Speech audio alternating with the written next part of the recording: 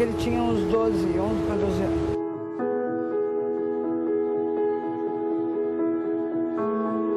Tomaram 40 pedras de crack. E eu sempre criei os dois sozinhos. Ela tem 48 anos e é mais uma das mulheres escravas do crack. Dona Vera e o filho Leonardo, de 22 anos, estão em São Paulo há 8 anos. Os dois vieram atrás do Ricardinho, o mais novo da família. Ele se envolveu com a droga quando tinha 12 anos de idade. Um vício que tomou conta de todos. Um amor que destruiu.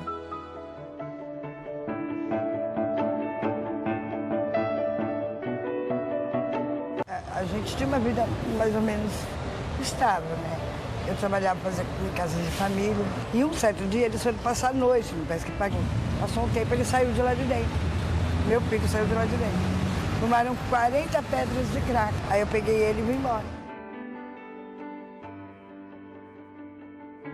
Mudei de lá para ver se ele se afastava do rapaz, se ele não conhecia outra coisa. Aí chegou um dia, eu vim aqui ver ele, procurei, andei tudo quanto é lugar. Ligaram para mim que ele está na FEBEM. Eu desmoronei. Tirei ele da FEBEM, depois que eu tirei ele da FEBEM, eu abandonei minha casa e vim ficar com ele. Aí eu comecei a usar crack. Primeiro porque um dia eu estava tão desgostosa que eu bebia, eu conseguia ficar em pé. Aí um rapaz chegou e falou assim para mim, Top, fuma aqui que você vai melhorar. E aí da primeira vez? Aí depois eu nunca mais falei já. Com câncer, Vera viu como única saída acompanhar o mundo da ilusão, do prazer imediato, da dor. E o médico disse que o meu problema de saúde eu não posso fazer hemodiálise e não posso tomar morfina, porque eu tive 2 infartos. E uma coisa vai mexer com a outra, o médico disse, porque o meu câncer está do tamanho de uma laranja e é no rim. E Leonardo viu na mãe a fortaleza, o amor incondicional. Sem ela, meu filho, meus filhos, a razão de eu viver. Sem eles eu nem respiro, Deus me livre. Amor de verdade, família que não se separa, que viu nas ruas o meio de sobreviver e poder ajudar o irmão mais novo que não sai mais da Cracolândia. Um caminho sem volta? Talvez, mas não para os 3, pois onde a mãe vai, os filhos também vão. A gente até aceita ser internado, tanto eu como ele e o outro também, mas se a gente for junto.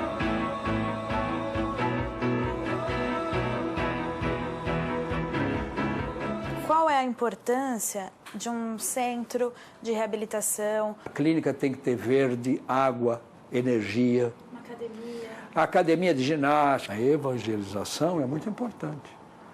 Porque eles precisam ter um sentido de religiosidade, que eles não têm. O descontentamento, a vergonha e o medo muitas vezes impedem a volta dessas famílias para casa. Dona Vera é um exemplo disso. Os filhos que deixou em Bragança nem imaginam a falta de dignidade que esta supermãe enfrenta nesta selva de pedra. Tenho 2 filhos mais velhos e eu tenho 2 netos. Um neto que tem 14 anos, que é a coisa mais linda, o Vinícius, e tenho uma neta que eu não conheço. Eu tenho vergonha da minha família. E hoje eu não tenho coragem de chegar para eles e dizer que eu uso crack. Se você não envolver a família, você não recupera o indivíduo. Então nós queremos a igreja, você tem que ter uma evangelização para as pessoas. Eles precisam mudar todos os conceitos, eles têm que se sentir dignos. Então é uma clínica diferenciada. Ela tem um custo maior? Tem. Você falou a palavra exata. A nossa clínica quer resgatar vidas. Nós precisamos resgatar esse pessoal. Não é porque eles estão na rua, porque eles estão drogados, que eles não poderão ser um trabalhador, eles não poderão ser valorizados. Infelizmente, a realidade da Vera e sua família é o que muitos vivem. A falta, a cobrança, a infelicidade, a rejeição. Eu fiz um curso de jazz e a Jânia, minha professora, era prima da Angélica na televisão. E eu e a Angélica se apresentava no Teatro Municipal de Santo André. Uma mão estendida é tudo que essas pessoas precisam. Nós temos o poder de resgatar essas vidas, de caminhar ao lado e minimizar os estragos que a vida já causou.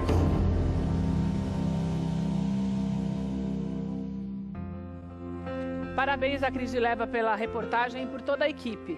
Porque eu vou te falar uma coisa, é muito difícil você encarar essa realidade. Porque você assistir na TV é uma coisa. Você passar por ali de vez em quando e falar, olha esse povo aí de novo. Como se fosse um monte de gente que atrapalha o trânsito, que atrapalha o seu ir e vir, que atrapalha o seu comércio. Não são, não. São pessoas que estão completamente abandonadas e perdidas. E cada vez um número maior de gente vai se perdendo por conta das drogas. O que é que nós podemos fazer, nós, como sociedade? Nós precisamos entender, claro, o governo tem obrigação? Tem obrigação. Nós sabemos disso, pagamos impostos e esperamos isso dos governantes. Mas até quando nós vamos esperar sem fazermos nada? Cada um tem que ter a sua contribuição nessa história, uma contribuição positiva, que não só aquela de virar as costas e olha, que se dane os outros, não. Porque esses outros poderia ser alguém, ou pode ser alguém que você conhece, mas que quando você vê, você já nem lembra mais quem é, porque a droga já o deformou e já descaracterizou a pessoa. Eu estou recebendo aqui hoje mais uma vez o Dr. Beraldo, que é advogado criminalista, está aqui com a gente para continuarmos a falar sobre esse assunto, e também o Wilson Montiel. O Wilson, inclusive, está dando plantões para pessoas que precisam de ajuda mesmo para tentar se livrar do vício, que eu acho que é um grande caminho. Wilson, boa tarde. Boa tarde. Eu acho que é um caminho, pelo menos você está fazendo a sua parte. Eu acho muito importante isso, que os profissionais também comecem a entender da importância de, mesmo, não vou atender 1 milhão de pessoas, não, mas quem você atende tem uma oportunidade de realmente tentar recomeçar de alguma forma, né? Exatamente. É que realmente é uma autoridade no assunto, em que se trata da parte policial também, muito, né? Então, a começar por isso que você abordou agora, que é a cultura do nosso povo brasileiro associada à droga e a esse país anômico, né? Onde as regras não são respeitadas direito. Juridicamente falando aqui, temos o Dr. Beraldo para poder falar mais sobre isso. Mas todos nós aqui estamos influenciados por essa ideia de que são zumbis, né? São pessoas que a gente tem que esconder. Você acha que todo mundo se acomodou um pouco com essa situação? Todos não nós. Tem jeito mesmo, então deixa o povo morrer? Você acha que é mais ou menos isso? É por aí, porque a política de tratamento da droga não deve ser através da repressão, né? A gente tem que retomar um pouquinho o que falamos naquele último encontro, ainda sobre aqueles 3 pontos, né? O tripé. A parte da questão que é da polícia, a parte policial do crime, né? A parte da questão que é de saúde psiquiátrica, né? E a parte da questão que é de uma saúde social, uma saúde emocional.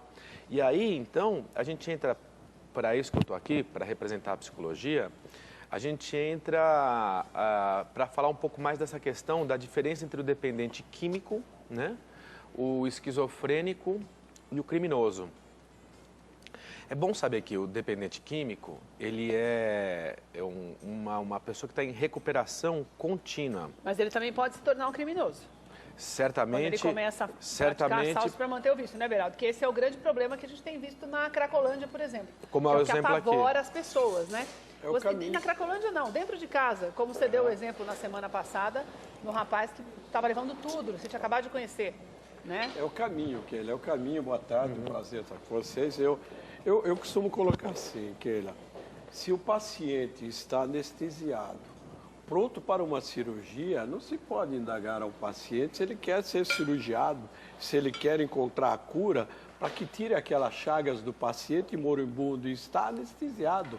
Ali, aqueles jovens são jovens doentes, dependentes, viciados, drogados, são pessoas que não têm o discernimento, de modo que a lei, existe uma lei da internação compulsória, eu entendo sim que é preciso uso de força, é preciso levar ali aquelas pessoas coercitivamente, porque nós estamos levando para o caminho do bem, para a recuperação, para buscar a cura. É uma medida profilática, pois se eles cometem algum roubo, algum furto, eles são responsáveis para responder pelas penas. Agora, tem que esperar, doutor Keila, tem que esperar falar me interne. Eu disse ainda há pouco, Keila, uma senhora falou, Beraldo, eu tenho hora que tenho vontade de matar meu filho, ao mesmo tempo abraçá-lo, protegê-lo. Como eu faço? Eu quero internação compulsória, por isso que eu cobro do Dória. Mas daí nós temos dois problemas.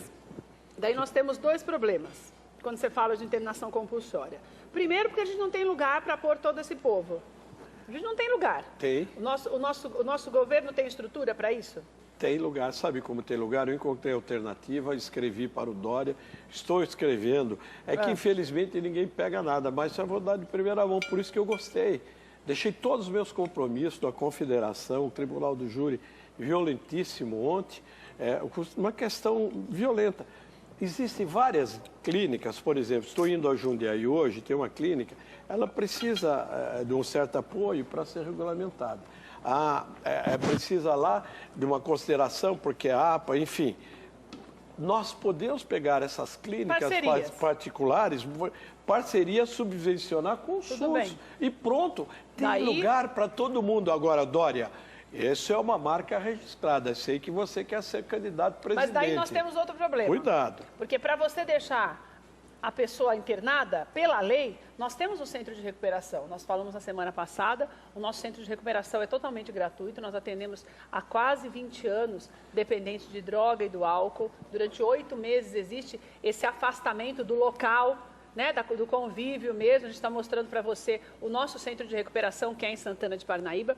Mas pela lei, nós não podemos obrigar a pessoa a ficar internada. Que é daí que entra, você não tem como obrigar. Sobre esse aspecto aqui. Posso só falar uma coisa? Claro. Falando da lei. Eu estou falando, ela pode ser internada e ela deve ser internada. Não, as autoridades... você não consegue manter a pessoa lá. Eu sei, se ela mas a pessoa, quando ela vai para a internação, ela vai para o isolamento, ela vai sofrer um processo de desintoxicação. Ou seja, é uma droga substituindo outra. É a droga legalizada para substituir aquela droga que não é legalizada. Eu fiquei abismado aqui de um grande jogador internacional brasileiro, futebol, fazer propaganda de cerveja. A bebida alcoólica é um mal institucionalizado, o alcoolismo. Não é verdade, doutor? Eu acho que é importante ser conscrevido tem que levar assim. Realmente, ninguém é internado. Mesmo quem busca internação, nessa ótica da psicologia, não da ótica jurídica. Mesmo quem busca internação voluntária, depois que entra lá dentro e começa a sofrer abstinência, que a abstinência faz parte do processo de tratamento, a pessoa quer sair para usar. O drogadicto, eu posso só circunscrever uma diferença pontual entre o drogadicto, o criminoso e o esquizofrênico. Por quê? Porque realmente tem que mudar a mentalidade, doutor Beiraldo. Lá dentro da Cracolândia, ou sei lá, qualquer outras pequenas Cracolândias que se estabeleçam em São Paulo, nós não temos só pessoas doentes. Nós temos pessoas doentes que são usadas e pessoas doentes que usam outras pessoas doentes. Nós temos uma indústria do crime que envolve advogado, envolve criminoso, envolve polícia, envolve usuário, envolve dinheiro, inclusive de pessoas que lucram com isso. Lógico. Né? O craqueiro, essa maldita droga, ele não morre. Quem morre é o pai, quem morre é a mãe, a irmã, a mulher que vira um pano de chão. Eles, na hora que eles estão sucumbindo, é como se dar um mergulho em uma piscina e querer submergir. Dá uma parada e volta. Para tomar, efetivamente. Então, veja bem, ele mata todo mundo, aí ele vai, recebe tratamento e volta. Uma prisão sem grades para todos. E volta. Agora, uma tem que tratar assim, é força, é choque, é força. Eu faço uma enquete, do bem, e para o bem. Eu faço uma enquete, pode lançar aqui, todos responder, e você apresenta no próximo programa. A maioria vai você é favorável da internação compulsória? Precisa tomar cuidado ponto também final. Precisa tomar cuidado também com isso. Não, mas porque... não tem ninguém que desacorda, para a gente poder se entender. Mas quem é contra são eles mesmos. Mas é isso que eu estou falando para o senhor. Não, mas ele está anestesiado. Doutor, até para a gente poder ter uma clareza aqui, gente. A obrigatoriedade de você... desautorizou a obrigatoriedade de você internar alguém. Mas são hipócritas, foi o que eu falei, hipócritas. Agora também você Mas é um outro tipo de hipocrisia, porque eu gostaria de deixar claro aqui que lá não temos apenas pessoas que não têm capacidade de discernimento. Tem muitas pessoas com capacidade de discernimento, temos uma indústria envolvida com isso. Mas você deixar claro também, sabe o que é? Eu tenho uma preocupação, por exemplo, até um especialista falou sobre isso na semana passada, dos hotéis, da questão dos hotéis, das pessoas começarem a fazer um tratamento paliativo como esse, que é o que a prefeitura tinha oferecido, que, na verdade, quando você vai se livrar do vício, obviamente, você precisa fazer o quê? Você está fechado, você está distante. Você afastado do mal. Você põe o cara para dormir num hotel que é do lado da boca, é difícil Keila, também. olha, não é demagogia. Há 15 anos eu conheci a palavra. E eu percebi, hoje eu percebi. Eu lembro, eu tenho um primo, ele é pastor evangélico há mais de 20 anos. E eu, há 15, 20 anos atrás, falava, ai, primo, muito dízimo, está ganhando muito. Tirando isso. sarro. Quando eu me converti, primeira coisa, fui pedir perdão a ele.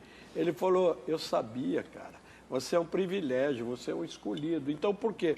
Porque só a palavra, o que está escrito, salva, recupera, porque destrói a alma. Eles estão ali drogados, estão dependentes. Não adianta falar, você quer ser tratado, ele não tem o discernimento, ele não quer, ele está num êxtase total. Há 10 anos atrás, eu fui numa cadeia, e nós fazíamos um trabalho quando eu fui presidente da Ordem dos Advogados do Brasil.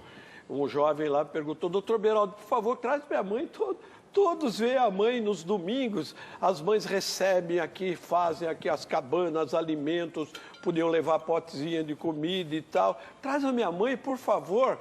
Aí eu voltei no diretor, é a mãe dele, ou eu estou enganado no caso? Falou, não, doutor, ele matou a mãe dele e enterrou no quintal.